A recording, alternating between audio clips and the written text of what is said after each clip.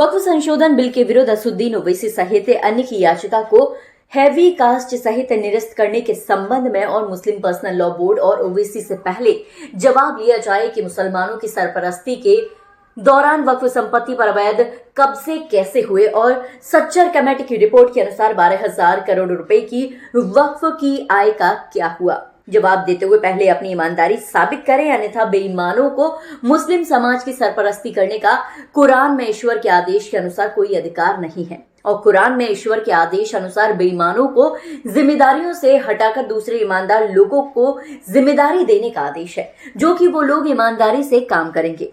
आपसे सादर निवेदन है कि वक्फ संशोधन बिल भारत सरकार द्वारा पास किया गया है। ये बिल मुस्लिम समाज के और देश के हित में है और जो अधिकार मुस्लिम समाज के कमजोर वर्ग के भूमाफियाओं ने वक्फ एक्ट 1995 की धारा 40 की तानाशाही शक्तियों के आधार पर छीन लिए थे और माफियाओं ने वक्फ संपत्तियों को अपनी निजी संपत्ति घोषित कर दिया था। अब इस बिल के जरिए वक्फ संपत्तियों का सही रखरखाव, प्रबंध, पारदर्शिता एवं सदुपयोग होता है। इसीलिए जॉन ने भी इस नए संशोधन बिल का समर्थन किया है।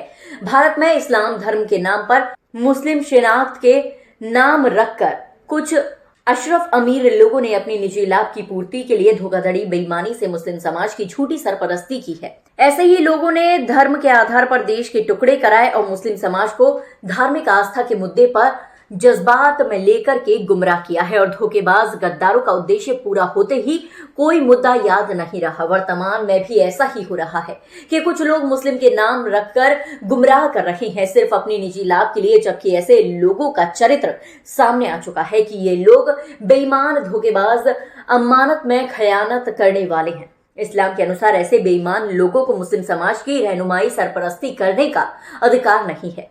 जैसे कि अभी तक इनके द्वारा जो सरपरस्ती की गई है, बेईमानी, धोखा, अमानत में खयानत की है।